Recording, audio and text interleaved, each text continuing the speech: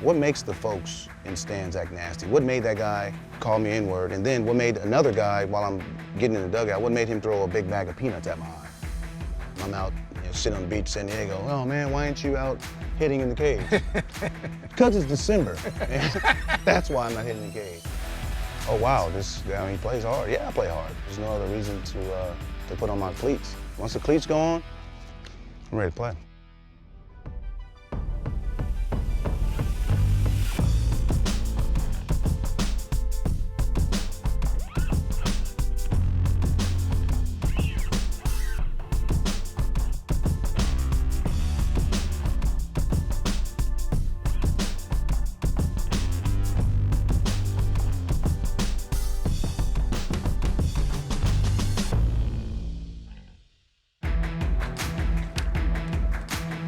I'll just hold it. Let's go, Jason. Adam Jones, welcome to Baseball Stories. Thank you, sir. No problem. It's been 10 years since you got traded by the Seattle Mariners to the Orioles. Yeah. Like when you think back to how special it is to be with one team for 10 years. These are the only players in the American League who are still with the same team that they were with back then. Joe Mauer, Felix Hernandez, Miggy, Dustin Pedroia, Alex Gordon, Brett Gardner, and yourself. What does that say? Well, first off, the sixth tool is health. When people don't really mention that. Every guy you mentioned on that list has been fortunate enough to first off stay healthy. And by staying healthy, obviously the guys on that list are very good players. So there's a reason that they stay there. There's a reason they stay there. They're healthy. You did. They're healthy. Well, I go a lot. They're healthy and they produced. In today's day, with how the game has changed with numbers and stuff like that, you see a lot more trades going on. You see DFAs going on from guys making a good amount of money. You see just the guys leave after 6, 7 years from teams, and you don't really see that longevity with franchises no more. And you see, I always bring up the case with Pujols. Put in 11 years there, and they said, good riddance, pack your bags. So it goes to show that, there's good faith in this game, but at the end of the day, it's always going to be a business over anything else. Deep left field, Adam Jones, and goodbye, home run! A game winner for the Orioles center fielder, and they win the opener 3-2. This is the last year of your contract. What would it mean to you to spend the rest of your career in Baltimore? It's been great, 10 years in Baltimore. Like I said, you got to speak in inevitability sometimes in games, and if this is the final year, I can't take anything.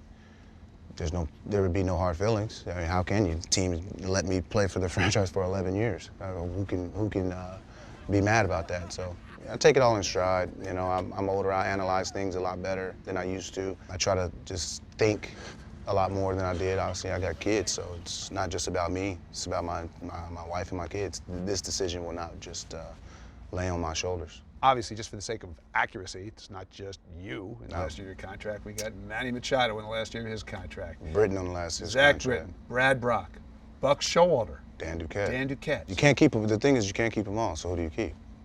That's why I don't have that tough job. I don't know. I don't know who you. How do you choose who to keep? Who knows the real equation to all that? Because you have so many of these guys that we've talked about on the last year of your contract, do you think at all about whether the window is closing for you to win with this group of guys? It's been a special group. People always say the window's closing. What does that mean? Does that mean that every year all 30 teams are just like, who has a shot? I thought that we all had a shot opening day. I think that every opening day, everybody's 0-0. Obviously, people's payrolls are different, but the highest payroll generally doesn't win. So it's so many different factors in the winning. You can be good, and then you make a mid-season trade that puts you overboard. You can be mediocre. You can be right on the fringe and put a trade that puts you overboard. You could be doing well, and you get a trade, and it drags your team down. So there's so many different factors into it, and I feel that right now, there's obviously some pieces we still could add to make our team better. That's obvious, and there's a plethora of guys that are still out there on the free agent market. Now, are we going to entertain that? That's still a completely different question. something that I'm not privy to that information, nor will they share it with me.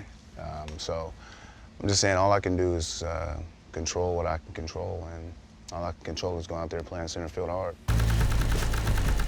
What makes the folks in stands act nasty? What made that guy call me N-word? And then what made another guy, while I'm getting in the dugout, what made him throw a big bag of peanuts at my eye?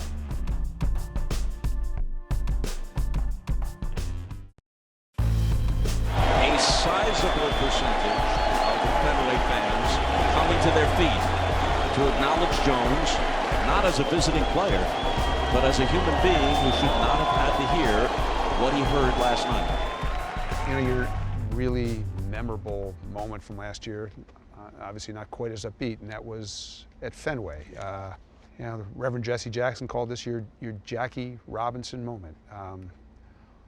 Why don't you just describe what happened that night? The beauty about describing it is that people want to just hear the words, but they really don't want to act on what I'm telling them. Like, Well, that's why I'm bringing it I up. get that, but it's just, society likes the story, don't care about the solution, I think. Like, all that happened, you know, and I commend the hell out of Kennedy. We wanted to apologize to him on behalf of the mayor of the city of Boston, on behalf of John Henry, Tom Warner, our entire organization. What he heard is entirely and completely unacceptable behavior at Fenway Park. Everybody in Boston. Sam Kennedy, unbelievable. with the Red Sox. Yeah, the president. That night, called me, got my number. I don't hear from the president. I don't even hear from the president. He called me. Next day, John Henry in there. I'm like, this is like they took this matter serious, and I respect it. But then it's just crazy because the following night, the same thing happens. Lady singing the national anthem. Yeah, white man, mixed kid, black man. And one of the guys said the lady really N-worded her way through the national anthem. The guy looked, and they got in a little altercation. That guy obviously with a mixed son and a black father-in-law probably took some heed to that, like, bro, we're at a baseball game, like that has nothing to do here. But it just shows that the very next day, front page, I was, you know, this is what happened to me. Very next day. And this is Boston. This is Boston. Boston is one of the most intelligent cities in the United States. One of the most intelligent cities in the United States. You had to hear that if you're a Boston fan in sports on talk radio the next morning. And then this is exactly what happens the next day. That just showed me, it's like, cool. It's just it must be part of that society. To me, it's not part of my society. But I just look at it as all of it is just unfortunate, you know. I'm there for one reason, and I'm there to play the game, to have fun, put food on my table. This is my job. This is your job. Obviously, it's a game and all that stuff, but it's my job. You know, when we're fired from it, when we're released, you see the reactions and people get emotional, just like any job. If someone's fired or released from their job, they're emotional. This is our job. You can say what you want to me. I don't get that. I want to understand, why are you saying it? That's my thing. I get it, yeah. You know, you say, Jones, you suck. We get it. Or whoever you're saying, you suck. 100% agree. Yes, I know. Here, use my uniform, I know, yeah, we know. We suck. We get that. But what makes you say that? Yeah. The why. Not any word. Why do I suck? Why? I'm in the major leagues. Now, how the hell do I suck? I'm in the major leagues. Explain to me. You got a kid who wants your autograph, then you got the dad next to him drinking pop saying, oh, he sucks.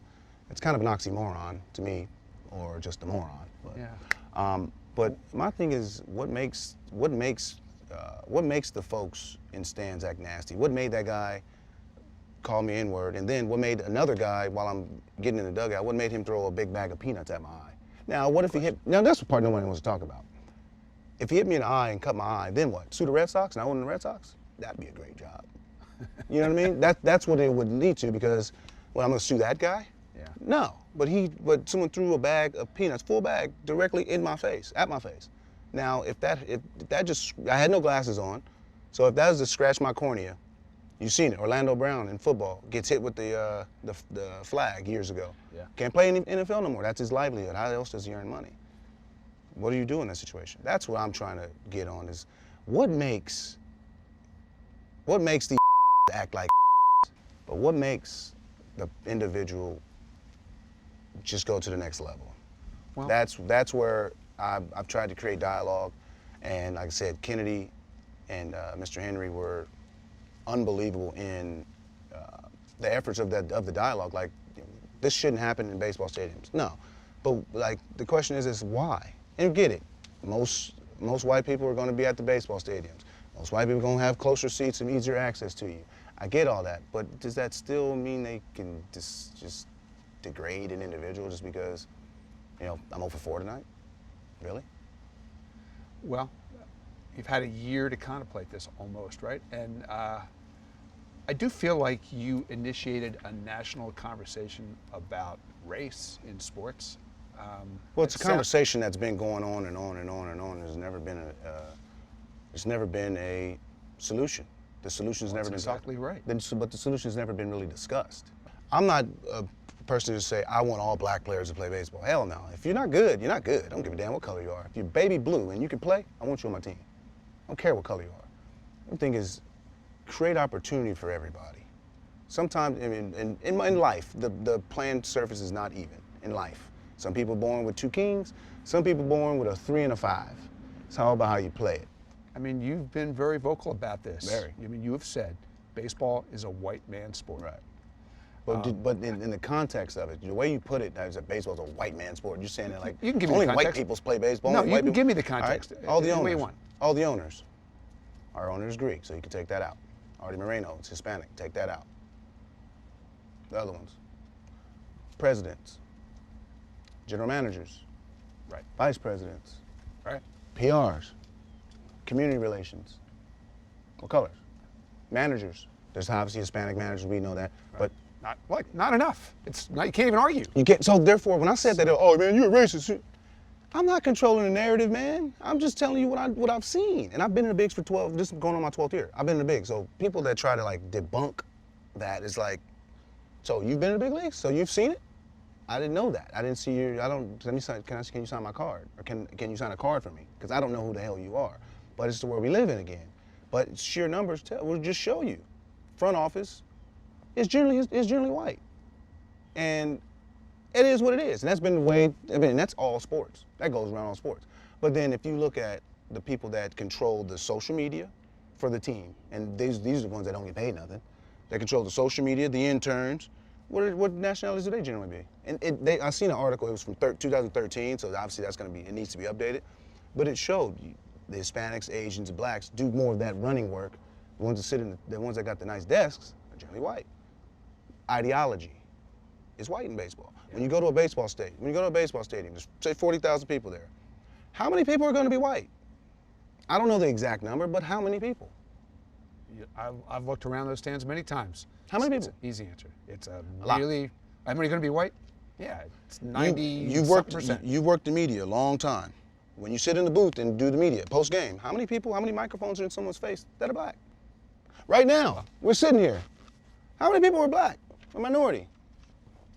I'm just pointing out the fact that no one wants to just say. It's not, and I'm not saying it as like, oh, I don't want to do it because it's only for you, and it's not only for that person. I'm just saying the ideology of baseball in the front office and all that kind of stuff is white. That's all I said. That's what I was trying to implement, but Nightingale, his editor, said, oh, baseball is a white man's game. Oh, Adam don't like white people. What? My mother-in-law's white. How the hell don't I like white people? You know? But when you put it into context and you just run with the narrative, people read the narrative and just go off. They didn't read the article, or they probably don't even care for me to explain it. All my thing was just saying that the ideology of this game is white. And that's fact. You can't debunk that. And if you can, then please, I would love to listen. I'm not even going to try. I understand that there's people behind me that want my job, and each year, off season, I tell myself they can't have it.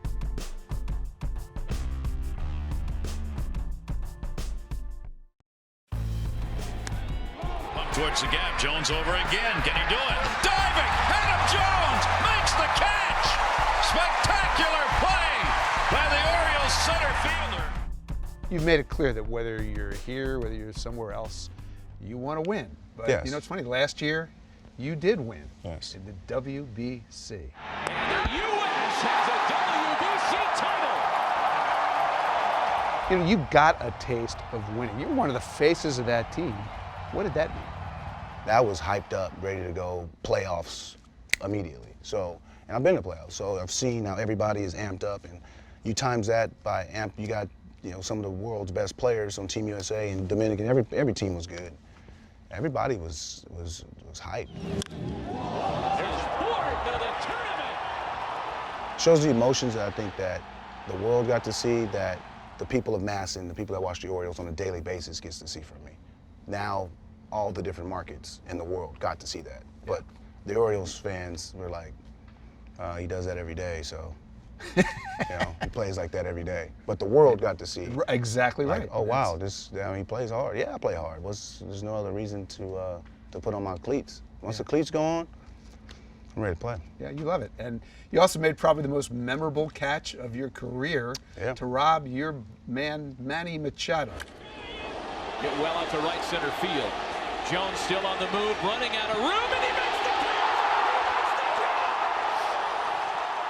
catch! Walk us through that catch and Manny's reaction. It wasn't really anything. The ball's hit, you go catch it. Come on. That's That's a true. serious web gem, that catch. It could be you can do all that and say all that all you want. Most people that say they make great catches, they just go out and, oh, the ball was hit, I made a catch. Now I had to jump and I had factors of the wall, but it's just like making a diving catch. It's a great catch. Just what you do, huh? It's part of It's another day in the life of you. the ball's hit, I gotta go catch it. Another one of my favorite things about you, Adam, is that like you have this deep, thoughtful side. You have a real fun, playful side because you love being a baseball player. So let's just lighten the mood All right, just a little cool. bit. Let's do some quick hits. I've seen you many times with your WWE wrestling belt. Yes. Adam Jones, Baltimore Orioles here at the Home Run Derby. Got my belt, got my man CD. Hey, we couldn't be in a happier place right now. What's going on with that belt? It's just fun. It's what it is. It gets to show that I'm not a machine. I just don't wake up and think baseball all day, every day. The time I think about baseball is when I'm at the baseball field. When I wake up, I'm a human being. There's interests that I like. If you look at our team now, we got a canoe sitting on this lake because guys want to go out there and fish. That has nothing to do with baseball, but it has something to do with the mental clarity. And, you know, as athletes, we're always locked in this box of, you know, this is all you can do. I get it all the time. I'm out, you know, sitting on the beach in San Diego. Oh, man, why ain't you out hitting in the cage? Because it's December. That's why I'm not hitting the cage. All right, do you have a favorite Buck Showalter story? You guys have been together. This is your 9th season together. Something he said or did? Well, he came to my wedding, spoke at my wedding. That's pretty cool. He doesn't do that often. No. Doesn't do that often. That was. He See, likes that's you, he likes you, man. what's his Buck outside the box. That's what I like. I like Buck outside the box. When Inside he's here, the box? I mean, inside the box is great, but when he's outside the box, you get to see the humility of the human being. Yeah. You know, you take away our uniform, you put us in some jeans and a t-shirt.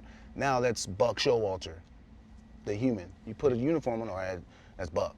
That's Buck. You know, and that's what you strip the humans way. You know, me and Buck randomly this offseason, I was up by his house. He said, "Come over." So went by his house. We live a mile away from each other, and we were talking for an hour, feeding his donkeys. Feeding his donkeys. Feeding his damn donkeys. Who knew? Feeding his donkeys. Yeah. You know, you don't get the chance to do that with your manager. You don't get the chance to do that in life. That's to right. feed donkeys in general, but I'm glad you got that. That shows the humility of the guy. He's a normal guy. Obviously, he's still intense and still thinks about baseball a lot. But as soon as they get off the clock, a happy hour. I got to ask you at least one baseball question, right? No. One thing you're kind of noted for is, I mean, you swing a lot, right? Yeah. So I noticed you faced Phil Hughes, 56 plate appearances, Damn. not one walk, not one. Okay. So Now to that, Phil Hughes don't walk people. So this is just the immovable object and with the something. How many walks Phil Hughes last? Well, he Right. didn't pitch much last year because he hurt himself. So this was the year before. I think he walked 20-something guys and You're right. 100-something innings. The Right. year before, So he don't it walk could nobody. happen to anybody. Yeah, he don't walk nobody. Now, if you got somebody that walks a lot of people and then I ain't walk against them, then I'm like, okay. You have I don't about walk. 5 guys I that you don't. faced 50 times and you haven't walked I don't against walk once. much. Yeah, I don't You walk don't- you much. don't walk much. No, you don't get paid to walk. There's a lot of guys right now that got a lot of walks and they ain't got a lot of money. So, Right. so So I play to That's- my. that ain't changing now. I'm playing to my strengths. But you are. into that, a lot of people foul balls off. I don't. It sucks. Like I'll like it'd be 1-0 and like I'm like, damn, I swung at a pitch that I probably didn't want to swing at. Some people will miss it or foul it off. I hit the play, and it's annoying. But I'm not gonna change the way I play this game. Ball was up, hit in the air to center field. Adam Jones gets back, reaching, and makes the catch. The other thing that defines you is center field, man. You played almost 1,500 games in center field. Did you know there's not a single active, current center fielder who's even within 500 games of you? Damn. What does it mean to you to play that position? People don't realize how hard, just sheer hard. Oh, you get center field, you get fly balls, that's cool.